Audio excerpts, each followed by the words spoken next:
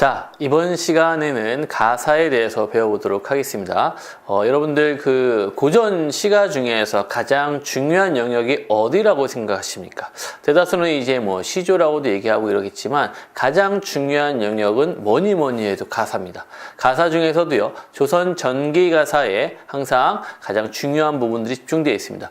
왜냐하면 조선 전기 시대에 이제 시조와 가사가 동시에 이제 향유가 되었었는데, 시조 같은 경우는 짧은 형식 안에 자기가 하고자 하는 말을 다 담아내야 됐다면, 가사는 그래도 그 시조보다는 긴 형식 안에 자신이 하는 얘기를 담아낼 수 있었기 때문에 가사를 선호하는 경향이 많았다는 거죠. 어찌 보면은 가사라는 작품이 사실적인 내용들을 많이 담아내서 작품성이 좀 떨어지는 게 아닐까 싶지만, 그래도 전기 가사는요, 굉장히 이제 표현법이나 이런 것들이 좀 다양하고, 그래서 전기 가사는 문학성이 좀 높습니다. 하지만 이제 후기 가사로 넘어갈 때는요, 좀 더 사실적인 내용이 더 자세히 나타나기 때문에 작품성 면에서는 좀 떨어진다 라는 거죠. 하지만 화자의 어떤 심리나 말하고자 하는 바는 좀 더 구체적으로 드러날 수 있다는 장점은 있었습니다. 자, 그러면 가사에 대해서 간단하게 한번 정리를 좀 해보면은요,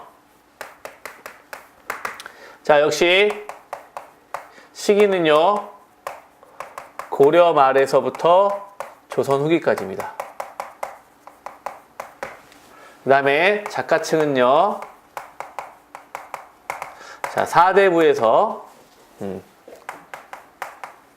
4대부부터 시작해갖고요, 여성들까지 다양하게 작가층에 참여하게 되었죠. 그 다음에 내용은요, 역시 시조랑 비슷합니다.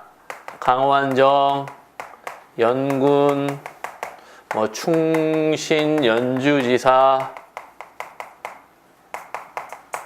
우국 등등등등 굉장히 많은 내용들을 담아내고 있습니다. 물론 여러 작가들은 이제 그 남편을 기다리는 마음이라든지 또 삶의 어떤 애환이라든지 이런 것도 분명히 드러나고요. 그 다음에 형식을 보면은요, 4사조 또는 3사조의 사음보 율격을 취하고 있고요. 그 다음에 연속체입니다.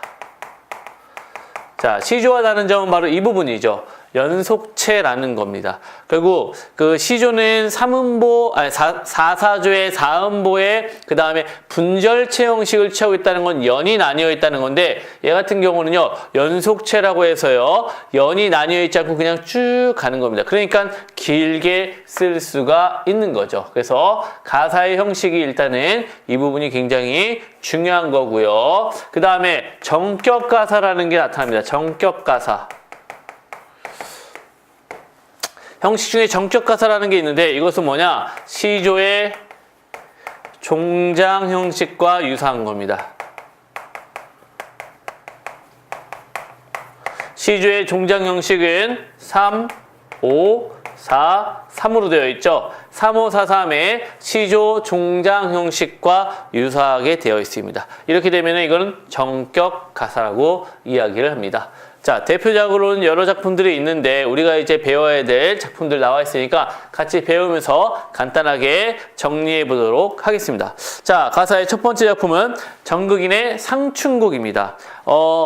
일단은 최초의 가사는 이제 나홍화상의 서한가라고는 알려져 있지만, 우리가 이제 문학상에서 배울 때는요, 대부분의 이 정극인의 상춘곡을 우리가 최초의 가사로 해서 많이 배우고 있습니다. 그러니까 상춘곡은 이제 최초의 가사로서의 기능을 한다라는 걸 생각하시고요. 제목을 보시면 춘곡입니다. 봄을 완상하는 노래, 즉 봄을 감상하는 노래입니다. 이 가사 안에는 주로 어떤 계절적 배경이 드러나 있다고요? 그렇죠. 봄의 계절적 배경이 드러나 있는 겁니다. 자, 한번 보세요. 엊그제 겨울 지나 새 봄이 돌아오니 도와 행화는 석양 위에 피어있고 녹양방초는 새우 중에 푸르도다. 자, 도와 행화 뭡니까? 복숭아꽃, 살구꽃. 그 다음에 석양리에 피어있다라는 거는 이제 시간적 배경인 거고요. 녹양방초, 이거는요, 가랑빛 속에 푸르다라는 겁니다. 그래서 봄의 계절감을 드러낸 시어들이 바로 도화, 행화, 새우. 녹양방초를 이제 계절감으로 하는 사람도 있고 아닌 사람도 있습니다. 왜냐하면은 푸르른 어떤 버드나무나 이런 풀은 이게 이제 여름에도 이어지기 때문에 계절감이 아니다라고도 하지만 어떤 대구법상의 이 의미상으로는 계절감의 어떤 이미지를 자아내는 건 맞다고 볼 수 있겠죠. 그래서 이제 봄의 계절감을 드러내는 부분입니다. 그게 칼로 말아낸가 붓으로 그려낸가 조화신공이 물물마다 헌사롭다. 자, 이 아름다운 풍경이 바로 누구의? 그렇죠. 조물주의 솜씨라는 겁니다. 칼로 재단했는가 붓으로 그려냈는가 조화신공, 즉 조물주의 아주 신기한 능력이 바로 물물마다 헌사롭다, 야단스럽구나 이겁니다. 숲풀의 은우새는 춘기를 만내 겨워 소리마다 교태다. 여기는 좀 별표를 칠게요. 자, 숲풀에 우는 새는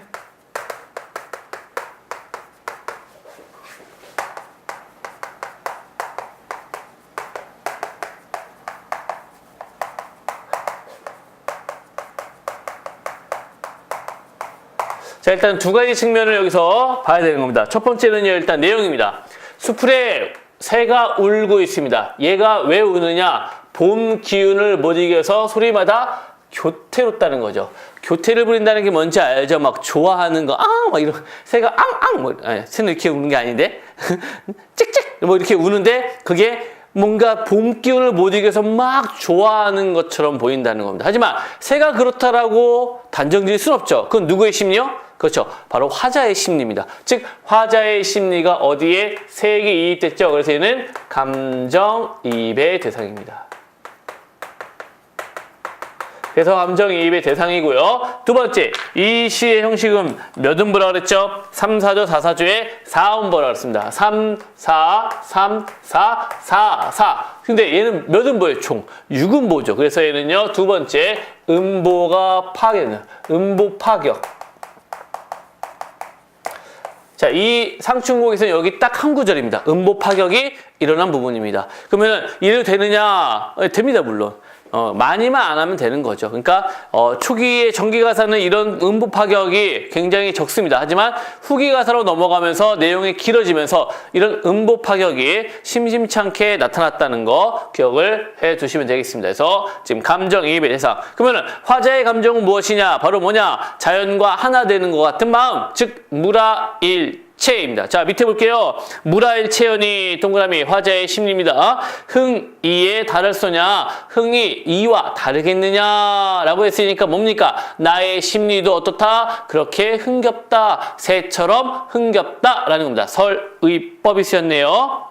12에 걸어보고 정자에 앉아보니 소유 음영하여 산일이 적적한데 자, 한중진미랄 알리 없이 호재로다. 자, 정자 네모칠게요. 일단은 앞부분에서는 이 사람이 어디 있었냐면 수간모옥이라는 공간에 있었습니다. 수간모옥이라는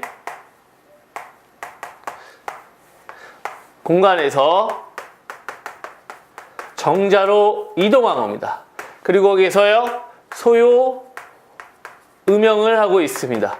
소요 음영이라는 건 간단하게 얘기해서 산책과 시읽기죠. 한마디로 뭡니까? 한가로움입니다. 한가로움. 여유롭게 즐기는 상황을 얘기합니다. 그래서 소요 음영하여 산일이 적적한데 한중진미 동그라미. 자, 이 한중진미가 여기서의 또 어떻습니까?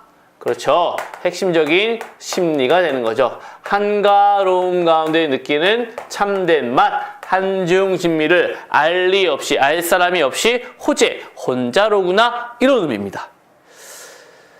자, 공명도 날 끼우고 부귀도 날 끼우니 그랬어요. 자, 공명, 부귀, 얘네는 사람이 아닙니다. 하지만 이런 대상들이 날 꺼린다라고 표현했는데요. 이건 말이 안 되죠. 내가 얘네를 꺼릴 수 있어도 공명과 부귀가 날 꺼릴 수는 없죠. 그렇기 때문에 얘를 우린 뭐라 그러느냐? 그렇죠. 주객 전도식 표현이랍니다.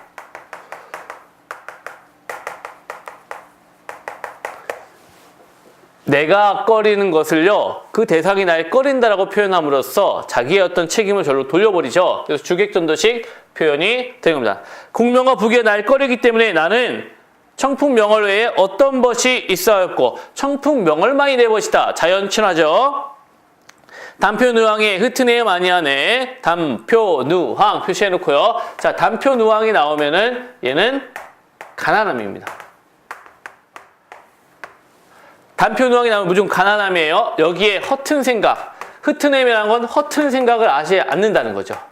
내가 아무리 가난해도요, 이 허튼 생각하지 않겠다. 바로 공명과 부귀를 얘기하는 겁니다. 공명과 부귀를 탐하지 않겠다라는 겁니다. 즉 가난해도 딴 생각하지 않겠다. 무슨 태도요? 안빈낙도죠.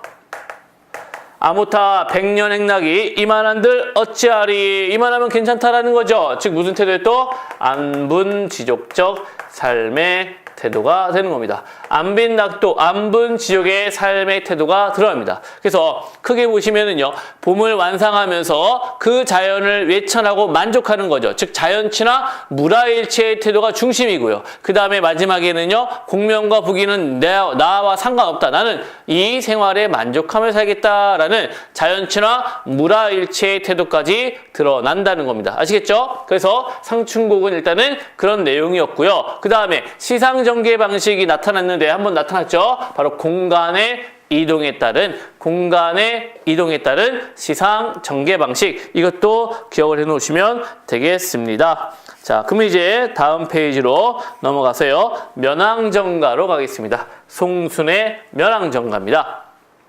자, 이 면왕정가는요, 그 송순이 이제 자기 고향 땅에 내려와서 면왕정을 짓고 부른 노래인데, 제가 직접 그 면왕정을 가봤습니다. 이 면왕정가는 그 면왕정을 가서 봤을 때 조금 더 생생하게 다가오는 감은 있습니다. 그래서 그 면왕정이 다른 그 주변에 있는 다른 정자들보다는요, 좀 더 높은 곳에 위치해 있어요. 높은 곳에 위치해 있다고 하더라도 이렇게 걸어 올라가는데 한 5분이면 올라갑니다. 그래서 그 높은 곳에 딱 위치해서 앞을 딱 바라보면요, 막 드넓은 들판이 쫙 펼쳐져 있고 저 멀리 이렇게 산이 보이고요. 굉장히 경치가 좋습니다. 아마도 그런 곳에 만약에 별장을 짓는다 그러면은 정말 앞에 보이는 뷰가 그냥 장난이 아닐 겁니다. 진짜 너무나 멋있었어요. 그리고 바로 뒤에 엄청 큰 소나무가 그 정자 바로 뒤에 있었고, 그 소나무 바로 뒤에가 대나무 밭입니다. 그래서 그 대나무 밭과 소나무가 어우러져서 바로 면왕정이 있습니다. 그 모습을 상상하면서 한번 보시면은 도움이 되겠습니다. 자, 볼게요. 흰글은 뿌인 연화, 푸른 하니 살람이다. 살람, 동그라미. 자, 살람은요, 이게 산아지랑이란 뜻입니다. 산아지랑이. 천안만학을 제 집으로 삼아두고 남영성, 들명성, 이래도 구는 지고 오르거니 나리거니 창공에 떠나거니 광야로 건너거니 푸르락 풀그락 여트락 뒤트락 사양과 섞어디어 새우조차 불이나다 그랬습니다. 자, 일단은 살람과 마지막에 새우 가랑비라 그랬죠. 자, 봄의 계절감을 드러내는 소재가 됩니다. 봄의 계절감이에요. 그 다음에요, 이게 이제 지금 뭘 의인화한 거냐? 바로 연화가 아니라 그 살람을 의인화한 거죠. 자, 산아지랑이가 이렇게 막 피어오릅니다. 산아지랑이가 왜 피어오르느냐? 겨울에 땅이 얼죠. 그러면 그 땅이 얼었던 땅이 녹으면서 이렇게 수증기같이 막 올라옵니다. 그 산아지랑이가 피어오르는 그 모습을 지금 이렇게 형상화하고 있는 거예요. 의인화 기법을 통해서 형상화하고 있습니다. 그래서 막 올라가는 모습이 막 애교도 부리고 막 왔다 갔다 한다는 모습으로 표현한 거죠. 그래서 여기선 면왕정의 봄 풍경이 되는 겁니다. 면왕정의 봄 풍경. 자, 여기서 봄에는요, 바로 살람이 되는 거고요. 그 다음에 새우가 바로 봄의 계절감을 드러내고 있습니다. 자, 밑에 보면은요, 남녀를 배아타고 소랄의 굽은 길로 오며가며 하는 적에 녹양의 운운왕에 교태교 하는 거야. 나못에 자자지어 녹음이 얼린 적에 백척난간 긴 조는 내 편이 수면장풍이야 그칠 줄 모르는가. 두 번째입니다. 두 번째 여기는 여름입니다. 자, 여름에서 지금 계절감을 드러내는 부분이 어디에 있습니까? 봤더니 녹음이 나오죠. 녹음. 자, 이 녹음은 바로 여름의 계절감을 드러내는 시어입니다. 자, 화자 지금 어떻게 됐어요? 가마를 타고, 지금 남녀라는 것 일단 표시할게요. 남녀는 화자의 신분을 알 수 있습니다. 화자가 이제 그 양반이고, 그래도 이제 벼슬 냈던 사람이라는 걸 알 수 있는데, 왜냐하면 남녀는 이제 뚜껑 없는 가마 있죠. 뚜껑 없는 가마는 관리들만 타는 가마거든요. 그거를 타고 가는 거예요. 그 다음에 구분길로 하면서요. 녹양에 우는 황행이 교태교한다라는 거, 이 황행이라는 건 바로 뭡니까? 꾀꼬리입니다. 꾀꼬리. 꾀꼬리가 교태교한다 그랬으니까 역시 이것도 무슨 표현으로 볼 수 있어요? 자, 아까 상춘곡에서 여기 수풀에 우는 새란 충기를 못 내게요. 소리마다 교태로다. 이 표현과 유사하죠. 그렇기 때문에도 감정이입의 대상으로 볼 수 있겠죠. 황행도요. 감정이입의 대상으로 볼 수 있습니다. 그 다음에 나무 사이 자자지어 녹음에 얼린 적에 백척난간의 긴 졸음 내어 편이 수면 양풍이야 그칠 줄 있는가. 수면의 양풍, 서늘한 바람이 나타나는 겁니다. 그래서 여름에 더우니까 이 양풍이 불면서 시원함을 자아내고 있다. 이렇게 나타나는 거죠. 자, 세 번째, 진서리 표시할게요. 자, 이제 서리는 언제요? 그렇죠. 가을의 계절감이 되는 겁니다. 진설이 빠진 후에 산빛이 금수로다. 비단빛이라는 뜻이죠. 황운은 또 어찌 만경에 퍼겨디오. 어적도 흥을 개워 달을 따라 분이 나다. 자, 황운이 나옵니다. 가을의 계절감 중에 또 황운이 나오네요. 일단은 원래 뜻은 황운이니까 노란 구름이죠. 노란 구름. 노란 구름인데 이거는 비유적 표현입니다. 누런 들판을 얘기하는 거죠. 곡식이 다 익은 누런 들판을 의미하기 때문에는 가을의 계절감을 역시 드러내고 있습니다. 자, 마지막 초목이 다 진 후에 강산이 매물컨을 조물이 헌사하야 빙설로 꾸며내니 빙설 표시할게요. 자, 이제 겨울은요. 빙설이죠. 눈과 얼음으로 꾸며내니 경북요대와 옥해은산이 안저에 벌어세라. 자, 건곤도 가암열사 간대마다 경이로다. 자, 일단 경북요대 옥해은산 표시할게요. 경북요대와 옥해은산은 비유적 표현입니다. 눈 내린 산과 그 다음에 경북요대니까 어디가 되는 거예요? 자, 이렇게 펼쳐져 있는 산 위에 펼쳐져 있는 땅과 이렇게 들판과 이렇게 눈 내린 풍경을 얘기하는 겁니다. 그래서 눈 내린 풍경이 정말 아름답다라는 것을 표현하고 있는 비유적 표현이 되는 겁니다. 그리고 이제 건곤도 가암열사 간대마다 경이로다라고 되어 있죠. 건곤이라는 것은 바로 온 세상이란 뜻이죠. 그래서 온 세상마다 경치가 뛰어나다 이겁니다. 자, 여기까지만 딱 본다면은요. 면왕정의 사계절 풍경이죠. 어떻다는 거예요?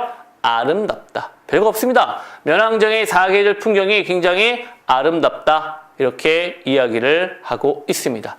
자, 이게 여기까지만 일단은 제시가 되어 있지만 면왕정과는 결국 이게 이제 본사 2거든요.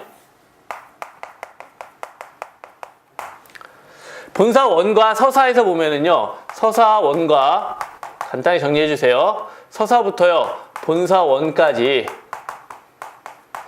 면왕정에서 바라본 면왕정의 주변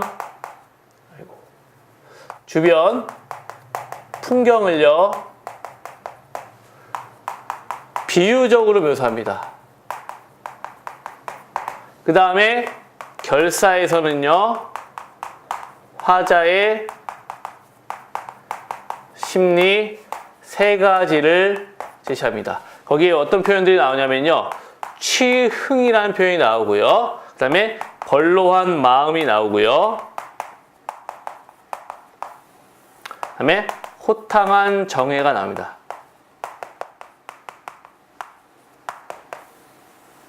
이 3가지의 심리가 나오는데 이 3가지 심리가 이제 그 면왕정에서 바라본 풍경을 묘사한 어떤 심리가 되는 거죠. 그래서 면왕정은 일단은 이 3가지의 흐름으로 가지고 있다라는 걸 기억을 하시고, 그러니까 첫 번째 만약에 부분이 나온다 그러면 바로 자 어떤 모습을 비유했는지 찾아내는 게 중요한 거고요. 두 번째는 자 각 계절의 그 계절감과 무엇을 어떤 아름다움을 드러내고 했는지를 찾으면 되는 거고요. 마지막 결사 부분이 나온다라는 것은 화자의 심리 그 3가지에 초점을 맞춰서 표시를 하면 되는 겁니다. 그래서 얘는 전체적으로 서사부터 본사 1, 2까지는요 경치를 얘기하기 때문에 선경으로 보고요. 마지막 결사에서는 어떻습니까? 다 정서 위주로 얘기하죠. 후정에서 선경, 후정의 방식도 취하고 있다. 이렇게까지 이해하면은 면왕정과는 이해할 수 있겠습니다. 자, 다 되셨죠? 자, 그럼 이제 세 번째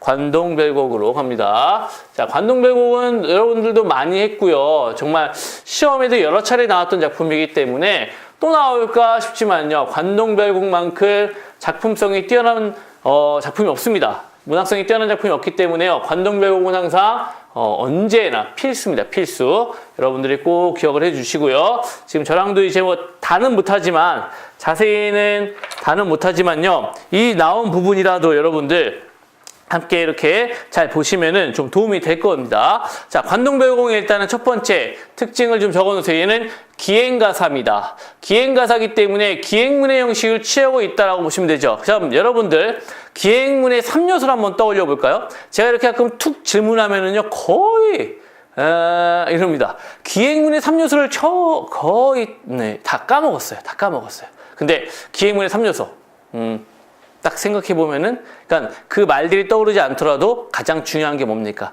여행한 경로, 그쵸? 그 다음에 뭘 봤는지, 그리고 거기서 뭘 느꼈는지. 그래서 이걸 우리는 뭐라 그래요? 여정, 그 다음에 견문, 마지막 감상 이렇게 얘기합니다. 여정, 견문, 감상을 우리는 기행문의 3요소라고 얘기합니다. 자, 그렇다면 세 가지 중에 뭐가 제일 중요할까요?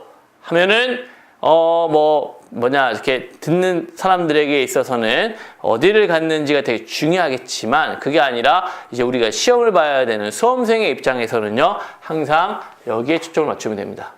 감상 부분에 초점을 맞추면 돼요. 왜냐? 여정과 견문은 그냥 사실입니다. 사실적이기 때문에 시험에 낼 만한 게 거의 없어요. 내봤자 다음 중 여정이 아닌 것은, 다음 중 이 글에서 본 것이 견문의 내용에 해당되지 않는 것은, 이 정도뿐입니다. 하지만 감상은 다릅니다. 어떤 식으로 나타나는지가 되게 중요하고, 관동별곡이 지금까지 사랑을 받는 이유 중에 하나는 바로 저 감상 부분 때문입니다. 감상이 굉장히 뛰어나죠. 엄청나게 뛰어납니다. 그 스킬이 장난이 아니에요. 그리고 저는 뭐 개인적으로는 그렇습니다. 정철의 이 작품을 보면서 참 대단하다 이 사람.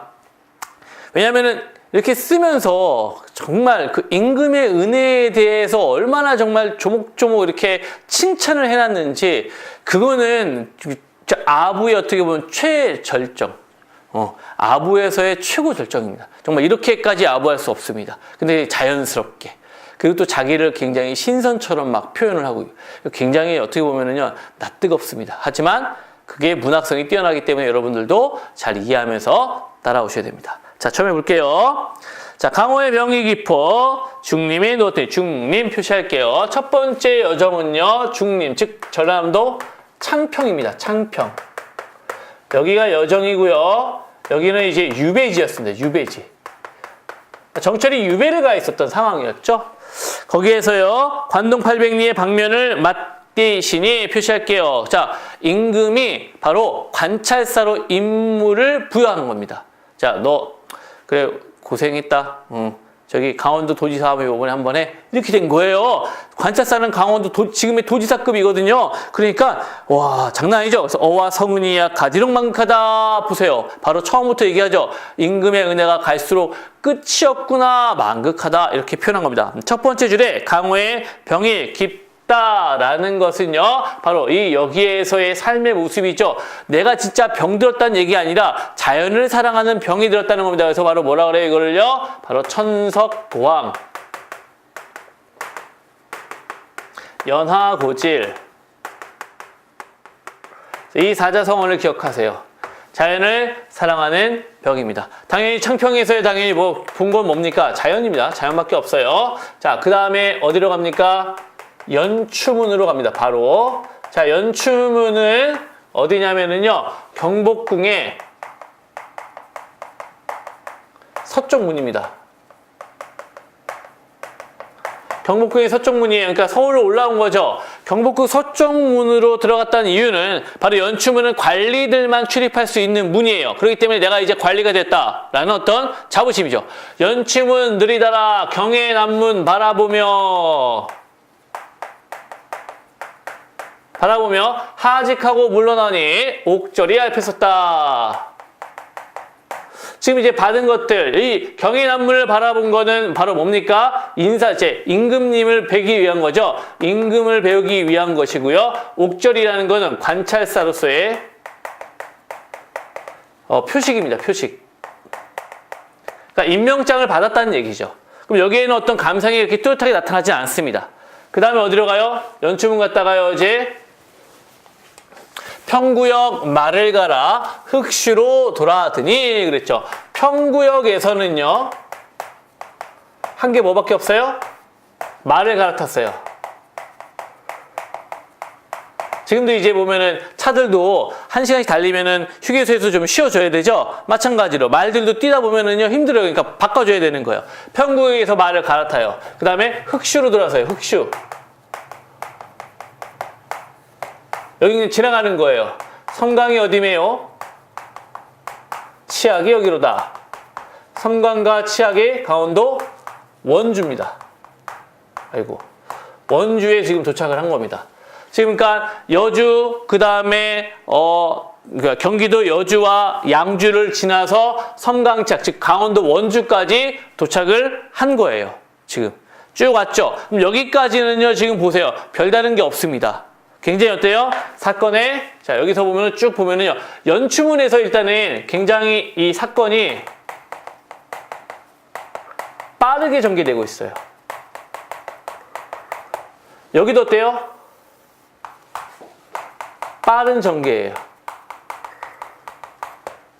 그러니까 사건을 굉장히 빠르게 했다는 건 거기는 중요한 게 없다라는 얘기입니다. 그러니까 굉장히 빠르게 전개해서 그냥 쑥 가고 있다는 겁니다. 그 다음부터가 이제 중요합니다. 자, 어디냐? 소양강이죠. 소양강 나린물이 어디로 든단 말인고. 자, 소양강.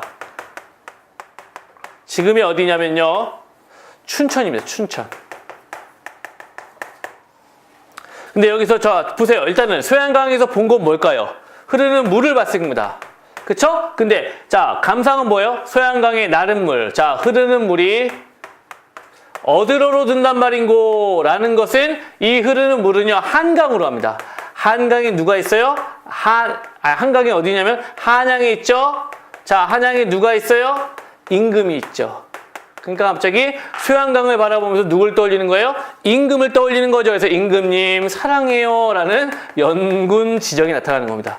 대단하죠? 물줄기 하나 보면서 바로 임금을 떠올려요. 대단한 사람입니다. 그 다음에 고신거국의 백발도화도할샤.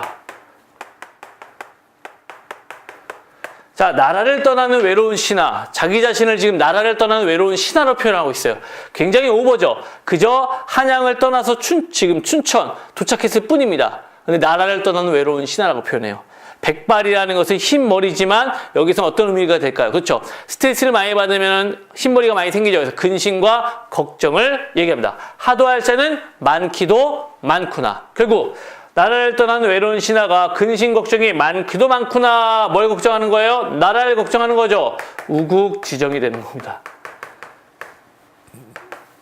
그래서 지금 소양강에서는 연군지정과 우국지정의 심리가 드러났다는 부분, 아주 중요한 표현이 되는 겁니다. 그 다음에요, 이제 어디로 가느냐. 자, 저기 갑니다. 이제 동주반 개우세와 북관정에 올라가니 계세요. 동주는요, 강원도 철원을 얘기해요. 북관정에 올라갔습니다. 여기에 이제 북관정에 올라가서 경치를 바라보고 있겠죠. 그때 이제 처음 바라본 게 바로 무엇입니까? 삼각산 제1봉이 하마면 베리르다. 하마터면 보일 듯 싶구나. 자, 삼각산은 어디 있냐면요, 지금의 이게 북한산이에요. 서울 정릉에 있죠? 그 양주부터 시작해서 쭉 펼쳐져 있죠? 이 북한산입니다. 그리고 어디 있다고요? 이거 한양에 있어요. 한양에 누구 있어요? 임금 있어요. 이것도 뭐예요? 이것도 연군지정입니다. 연군지정 두 번째가 되는 거죠. 그 다음에 궁왕대궐터에 오작이 지적이니 천고의 흥망을 아느냐 모르느냐 이렇게 돼 있죠. 궁왕은 이제 궁예를 얘기합니다. 궁예가 이제 후고구려를 세우기 위해서 이제 막 노력을 했었죠. 근데 이제 태봉이라는 국가를 세우고 좀 지나다가 망했습니다. 결국 궁왕 대궐터밖에 남지 않았어요. 거기에 까막가치가 지저귀고 있으니까 천고에 흥하고 망하는 거 알겠느냐 모르겠느냐? 즉 인생이라는 것은 흥할 때도 있지만 망할 때도 있다. 그건 아무도 모른다. 자, 그래서 여기서 드러나는 게 바로 나라 멸망에 대한 한탄, 그래서 맥수지탄이 되는 거고요. 인생은 허무하다, 인생 무상까지 되는 겁니다. 맥수지탄, 인생 무상이 여기에서 드러나는 심리입니다. 그리고 이제 마지막으로 회양이 도착을 하죠. 회양, 내 이름이 마초와 같으시고 해서 회양, 내 이름이 마침 같구나 라는 겁니다. 회양이 이제 부임지에 여기 도착을 한 거예요. 도착을 했습니다. 근데 급장유 풍채를 고쳐 아니 볼 게이고 급장유의 풍채를 다시 아니 보겠느냐. 자, 급장유라는 사람이 나오네요. 이 급장유라는 것은요, 그 중국에 있는 회양, 중국에도 회양이 있어요. 거기에 태수인데 그 회양 지역을 누워서도 발가락으로도 다스려도 잘 다스렸다라는 표현이 나옵니다. 그러니까 이 사람은요, 정말 정치를 잘했던 사람이겠죠. 그러니까 나도 급장유의 풍채를 다시 아니 볼 게이고 라는 것은 내가 급장유처럼 잘 다스리겠다 이런 의미가 돼요. 그래서 급장유를 떠올리는 건 나도 급장유처럼 정치를 잘하겠다, 선정의 포부입니다. 선정을 다짐하는 선정의 포부가 되는 겁니다. 그리고 이런 급장유 얘기는 바로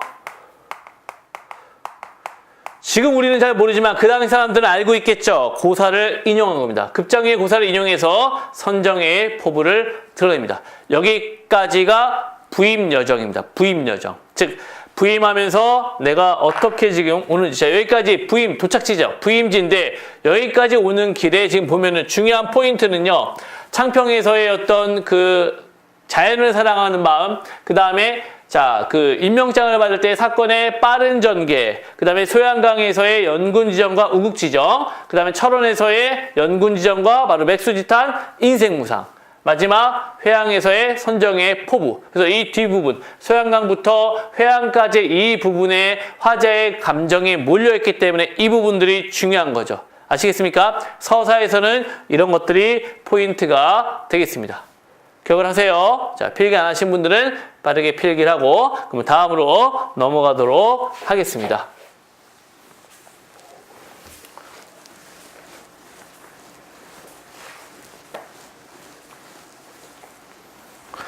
자, 그 다음 계속 연결할게요. 자, 영중이 무사하고 시절이 3월인지 화천 시내길이 풍악으로 뻗어있다. 풍악 표시할게요. 풍악이라는 것은 이제 금강산의 가을 이름입니다. 근데 지금 화천 시내길이, 자, 영중이 무사하고 시절이 3월입니다. 3월이면 봄인데 왜 풍악으로 뻗어있다고 했을까요? 금강산의 가을 이름을 굳이 얘기한 이유는 금강산의 가장 아름다운 계절이 바로 가을입니다. 그렇기 때문에 풍악산이 가장 아름답기 때문에 풍악산으로 썼다는 설이 있고요. 또 한 사람은 뭐 어떻게 보면은 정철이 무식하지 않았느냐, 봄 이름을 까먹어서 쓴 건 아니냐 이런 의견도 있고요. 근데 그거는 이제 정철을 우리가 무시하면 안 되니까 이렇게 금강산의 가장 아름다운 모습을 표현하고 싶어서 풍악산으로 썼을 것이다. 여기에 이제 우리가 한 표를 주는 겁니다. 그 다음 보세요. 행장을 다 떨치고 석경에 막대 짚어 표시해놓고 간편한 차림입니다. 간편하게 올라가고 있어요. 자, 백천동 곁에 두고 만폭동 들어가니 만폭동 표시할게요. 첫 번째 여정지입니다. 만폭동입니다. 금강산에서 첫 번째 여정지는 만폭동이에요. 여기서 본 거는 폭포고요. 이 폭포를 어떻게 배웠느냐? 은 같은 무지개, 옥 같은 용의 꼬리, 섣돌며라는 거 섞어돌며요. 섣돌며 뽑는 소리가 심리에 잦았다는 건 심리까지 막 들리는 거예요. 그래서 들을 째난 우레러니 본인한 눈이로다 이렇게 되는 거죠. 자, 그럼 처음에 보면은요, 은과 옥과 그 다음에 눈의 이미지는 자 어떤 이미지요? 시각적이죠. 자, 우레는요, 이게 천둥을 얘기하는 겁니다. 이거는 청각적입니다. 청각적. 그 다음에 무지개는 아름다움이죠. 정적인 이미지고요. 용익구리는 막 이렇게 폭포가 막 이렇게 치는 거 있죠. 그래서 동적인 이미지예요. 그리고 보세요. 들을지나 우리라는 거는 아직 보이지 않는 보이지 않는 모습이었죠. 그러니까 여기는 원경이에요. 원경. 멀리서 보는 거고요. 자, 본이나 눈이다. 다 다가온 거죠. 근경이 되는 거예요. 그럼 얘는 이제 폭포의 모습을 어떻게 표현했습니까? 비유적, 감각적. 비유와 감각적 이미지를 통해서 폭포의 모습을 아름답게 표현하고 있다. 이렇게 보면은 되겠죠. 그쵸? 비유와 감각적 이미지, 그리고 동적이면서 정적인 이미지를 통해 자, 만폭동에서의 폭포를 드러내고 있는 겁니다. 그래서 첫 번째 예정지였습니다. 자, 두 번째는 어디로 갑니까? 소학로, 대학로, 눈알을 굽어보고 정향사 진월대 고쳐올라 앉은말이 진헐대 표시할게요. 자, 진월대로 왔습니다. 진월대.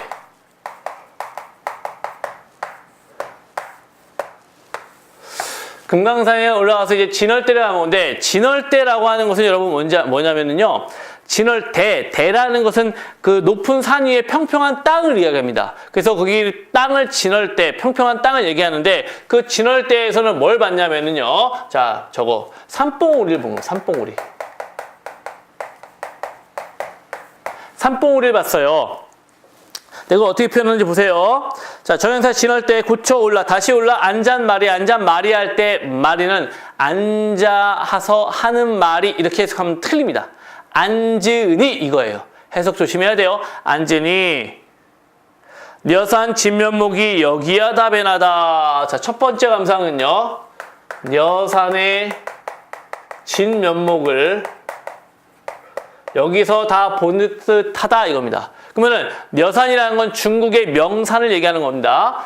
중국에 있는 삼신산 중에 하나인데 그만큼 어떻다는 거예요? 여기는 아름답다. 아름다운 풍경을 얘기하는 거예요.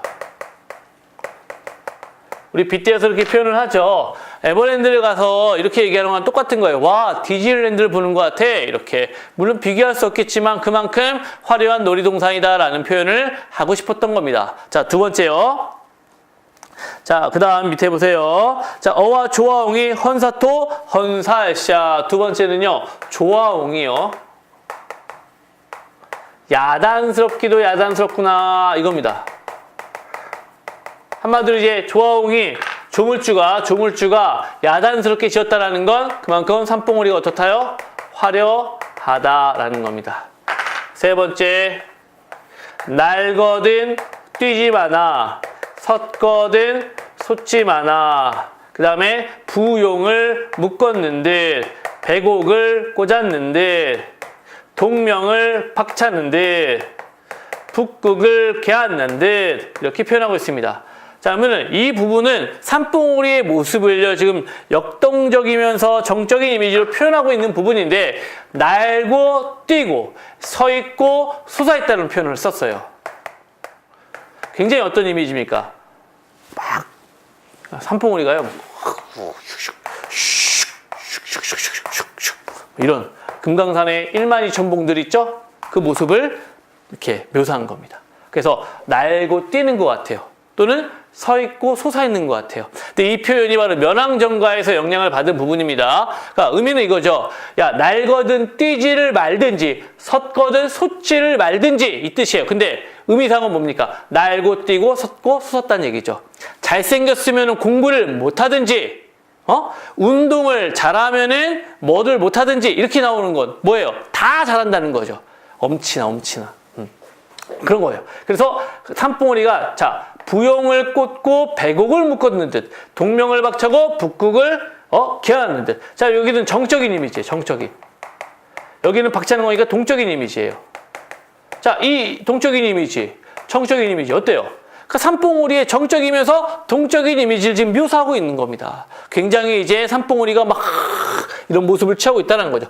느껴지죠? 금강산에 온 듯한 느낌이죠. 그렇죠? 이런 느낌이 쫙 펼쳐져 있는 겁니다. 그 다음 계속 볼게요. 자, 어디 갔냐? 높을 치고 망고대 외로울사 혈망봉이 하늘을 추미러 무슨 일을 사로리라. 천만 것 지나도록 굽힐 줄을 모르느냐. 자, 망고대와 혈망봉을 이야기하고 있습니다. 자, 네, 높을 쉬고 망고대, 외로울샤 혈망봉이 의인화했죠. 외로운 거는 없죠. 그쵸? 의인화된 겁니다. 하늘을 추미러, 하늘을 향하여 무슨 일을 사로리라. 사례다는 건 말한다는 뜻이고요. 천만겁이라는 건 오랜 시간이 지나도록 굽힐 줄을 모르느냐.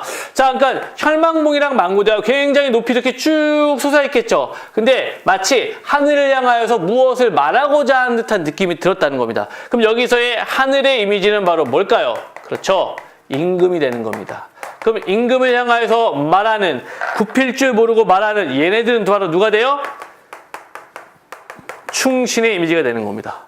그래서 마지막 어와 너여이고 너 같은 이 또 있을까 할 때 너, 의인하죠. 바로 너들을 얘기하는 거고 그 충신은 결국 누구다? 화자 자신, 정철이다. 자기 자신이다. 내가 충신이다. 라는 걸 말하고 싶은 거예요. 그러니까 이 사람은요, 자기가 충신이라는 거를 지금 강조하고 싶었던 겁니다. 그래서 망고대와 혈망봉이라는 두 산봉우리를 자, 제시함으로써 자, 충신의 이미지까지 나타내고 있습니다.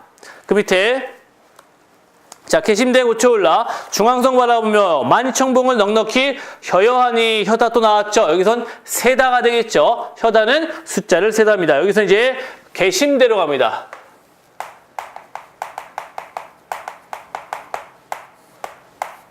개심대로 갑니다. 개심대에서도요, 산봉우리를 본 거예요.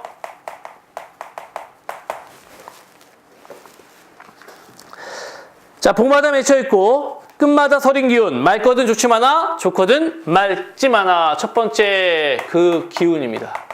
기운이요, 맑고 좋다라는 건 깨끗하다예요. 깨끗하다. 맑거든 좋지만아, 좋거든 맑지만아. 어디랑 표현 똑같아요. 요 3번이랑 표현이 그 비슷하죠. 날거든 뛰지만아, 섰거든 솟지만아. 비슷한 표현으로 나오고 있습니다. 맑고 깨끗하는 거예요. 그래서 이 기운을 흩어내어 뭐 하고 싶다? 인거를 만들고 싶다라는 겁니다. 자, 이 표현이 바로 뭐냐? 이 인걸이라는 게 나라를 구할 인재라는 뜻입니다. 그 인재를 만들고 싶은 거니까 바로 나라를 걱정하는 마음이 되는 거죠. 우국지정 두 번째가 되는 거예요. 나라를 걱정하는 마음이 여기서 갑자기 툭 튀어나온 겁니다. 그 산봉우리를 보니까 그 기운을 받은 인재를 만들고 싶다. 그만큼 뛰어난 인재가 나타날 것 같다라는 표현을 여기서 한 거죠. 그 다음 형용도 그지없고 채세도 하도할샤. 형용, 채세. 자, 이 두 표현은요, 형용은 모양을 얘기하는 겁니다. 정적인 이미지예요. 채세는요, 몸의 어떤 형세를 얘기하는 거, 움직임을 얘기하는 겁니다. 동적인 이미지예요. 그래서 얘는 여기에 연결돼요. 그러니까 앞에 있는 진월대에 있는 구절들과 얘가 잘 연결이 되고 있습니다. 그 다음 갈게요. 자, 천지 삼기실 때 만들 때 자연이 되었마는 이제와 보기 되니 유정도 유정할샤. 보세요. 유정도 유정할샤. 자, 유정도 유정할샤. 뜻이 있기도 뜻이 있구나. 근데 아까 앞에 조화홍이 뭐라고 했습니까? 여기서는 야단스럽다라고 표현했죠. 야단스러운 줄 알았는데 그게 보니까 다 뜻이 있었네. 이걸 깨달은 겁니다. 이걸 깨달은 거예요. 그 다음에 네 번째, 비로봉 상상뒤에 올라보니 긴 이신고. 자, 여기서 중요한 표현이 나옵니다. 비로봉이 올라간 거야, 안 올라간 거야? 올라가지 않았습니다. 여정 아니에요. 아주 조심해야 돼요. 비로봉 꼭대기에 올라보니 긴 이신고. 거의 없다는 얘기죠. 그 다음에 이제 여기 나오는 표현들 나오죠. 동산, 태산도. 동산에서 이제 올라가고 태산에 올라가서요. 노국이 좁은 줄 우리는 모르겠거든. 넓거다 넓은 천하. 세상에 대한 뜻입니다. 어찌하여 좁단 말인고 이거죠. 자, 볼게요. 다시 한번. 보세요. 동산태산이 언어의 높도성고 노국 좁은 줄도 우리는 모르거든 넓거나 넓은 처나 어찌하여 적단 말인고 어와 저 지위 표시해놓고요. 지위 어이하면 알 거이고 오르지 못하거니 내려감이 고이할까 이상할까 이 뜻입니다. 자, 갑자기 뜬금없다는 거죠. 이게 뭐예요 이게 갑자기 왜 갑자기 이게 튀어나왔어요? 동산과 태산은 중국에 있는 산들인데요. 굉장히 높은 산들입니다. 거기에 올라가서요. 노나라가 좁다. 태산에 올라갔고요. 세상이 좁다라고 말한 인물이 있습니다. 바로 누구냐? 공자입니다. 공자. 공자가 이런 얘기를 했어요. 근데 이 지위, 이 공자의 이런 호연지기라고 얘기하는데 이런 호연지기를 우리는 이해할 수 없다라는 거예요. 그러니까 내가 비로봉에 올라가서도 와 우리나라 넓다 이렇게 얘기하지 와 우리나라가 좁다 이렇게 얘기할 수 있는 경지가 없다는 겁니다. 그래서 나는 올라가봤자 그런 경지를 못 느낄 거기 때문에 안 올라가겠다. 즉 비로봉에 올라가지 않겠다라는 걸 얘는 정당하고 있는 부분이라고 볼 수 있어요. 이해하셨습니까? 그러니까 이거예요. 제가 이제 여러분들에게 이렇게 표현을 하는 거죠. 여러분 국어 시험 어렵지 않아요. 국어 너무 쉽고 여러분 그냥 편안하게 하면은 시험 100점 맞을 수 있습니다. 라고 이렇게 얘기했더니 여러분들이 그건 네 얘기고 아유 아무리 들어도 나는 그렇게 될 것 같지가 않네. 그러니까 아무리 쉽다고 하지만 나는 그런 경지에 이르지 못할 것 같으니까 여기서 그만 빠이빠이 나는 이제 공부 포기 이거랑 똑같은 거예요. 그러니까 공자의 어떤 그 마음, 어떤 여기서의 넓고 좁다라는 건 실질적인 어떤 넓이가 아니겠죠. 자신의 뜻을 펼칠 만한 어떤 공간적인 배경이었을 텐데 그거를 정철은 깨닫지 못한다. 그렇기 때문에 나는 내려가겠다라는 표현을 한 겁니다. 솔직히 얘기하면 비로봉까지 올라가기 너무 힘드니까 안 올라갔을 거라는 예측을 해봅니다. 그래서 이제 그것을 약간 당위성을 부여하기 위한 장치가 아니었을까라고 생각을 해보죠. 자, 그 다음 갈게요. 원통골 가는 길로 사자봉을 찾아가니 그 앞에 더럭바위 활용새 되었으라. 자, 활용새 네모쳐보세요. 활용새. 자, 활용소입니다. 그러니까 자, 천년노룡이 굽이굽이 서려 있어 두야에 흘러내어 창에 니어시니. 자, 천년노룡 동그라미 풍운을 얹어도 풍은 동그라미 삼이르를 드러내 삼이르 동그라미 음의 이음풀 동그라미 다 살아내어 살아. 자, 지금 밑에 이제 다 써져 있긴 합니다. 결국 뭐냐면요. 이제 여기에서는 뭘 본 거냐면은요. 활용소, 이제 연못을 본 겁니다. 그 연못의 물줄기가 밑으로 막 이렇게 흘러내려오는데 이 흘러내려오는 봐보세요. 내 손 보세요. 어때요? 흘러내려오는 모습이 이게 하나의 용 같은 거여서 천년노룡이 바로 물줄기를 얘기하는 거예요. 그리고 3일우라는 것은 농사짓기에 가장 알맞은 비의 양을 3일 동안 내리는 비, 3일우라고 얘기합니다. 그리고 이제 여기 어디였냐? 풍운이라는 거는 바람과 구름이란 뜻이고요. 그 다음 애라는 건 그늘진 벼랑, 이온풀은 시든 풀이란 뜻입니다. 그래서 그늘진 벼랑에 힘든 현실에 시든 풀, 힘든 백성을 다 살려내고 싶다. 그래서 화자의 심리 써놓으세요. 선정 A 포부 2입니다. 선정 A 포부 2가 되는 겁니다. 선정 A 포부 2가 되는 거예요. 됐습니까? 자, 밑에 보세요. 마하연 묘길상 안문제 넘어디어 외나무 썩은 다리 불정대 오라니 불정대 네모 천심절벽을 반공에 세워두고 은하수한 고비를 촌촌히 보여내요. 실같이 풀쳐있어 실 동그라미 배같이 걸으시니 배 동그라미 도경에는 12구위 내봄에 난 열어이라 이덕션이 이제 이셔 고쳐 의논하게 되면 여산이 여기 도군 여기 보다란 뜻입니다.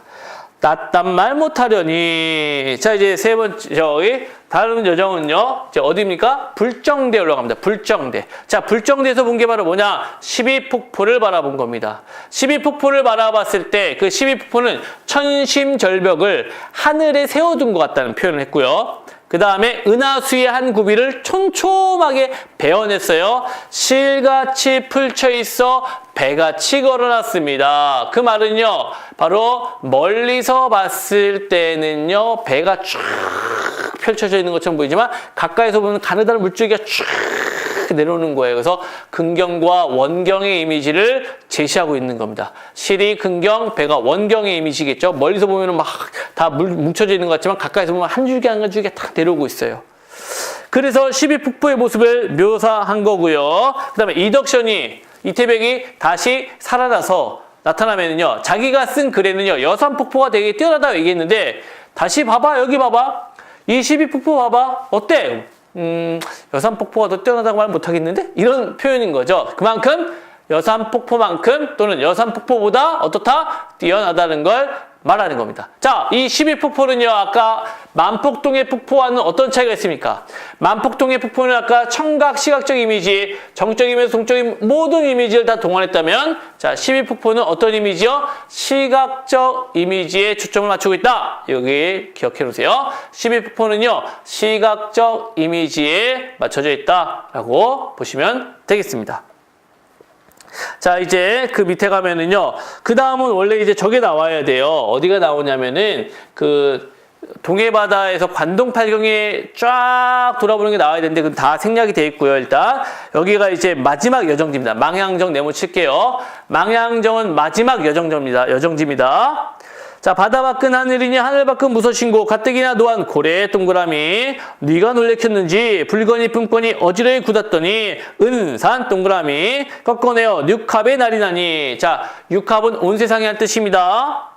자, 5월 장천에 백설 동그라미 무슨 일인고. 그래서 세 가지 고래, 은산, 백합 이 세 가지는 파도를 비유하는 겁니다. 자, 이렇게 파도가 왜 치느냐? 앞부분에 생략된 부분이 있는데 제일 중요한 부분 중에 하나가 있습니다. 이 구조를 거기다 여러분들이 좀 써놓으세요. 바로 뭐였냐면은요, 왕정이 유한하고 풍경이 못슬미니.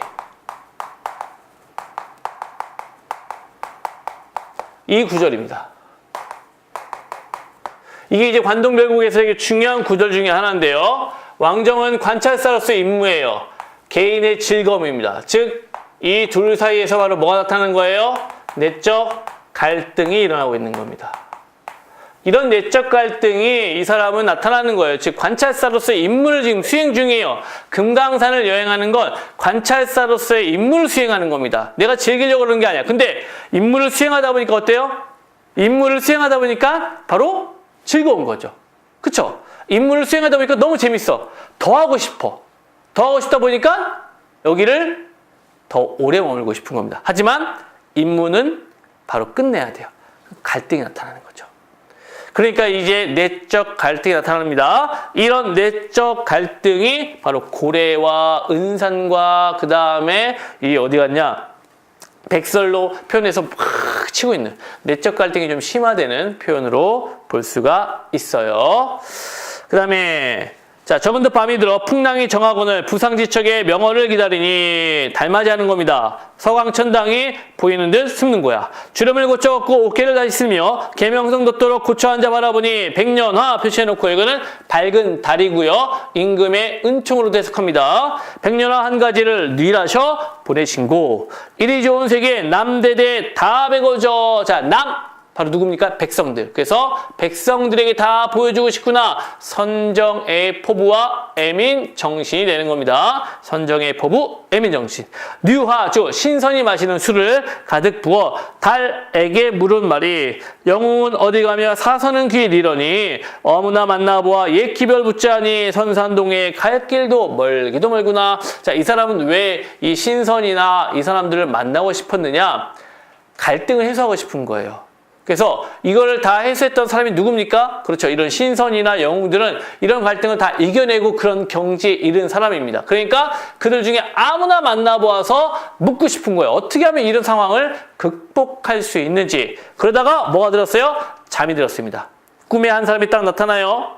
나에게 이러는 말이 그대 내 모르겠느냐? 상계 신선이라. 그러니까 하늘의 진짜 신선, 참 신선인데 황정경 일자를 어찌 글을 읽어두고, 그러니까 옛날 그 하늘의 신선들은요, 다른 거 말고요, 황정경이라는 도교의 경전을 읽어야 되는데 그 경전을 한 글자라도 잘못 읽으면 뚱 떨어지는 거예요.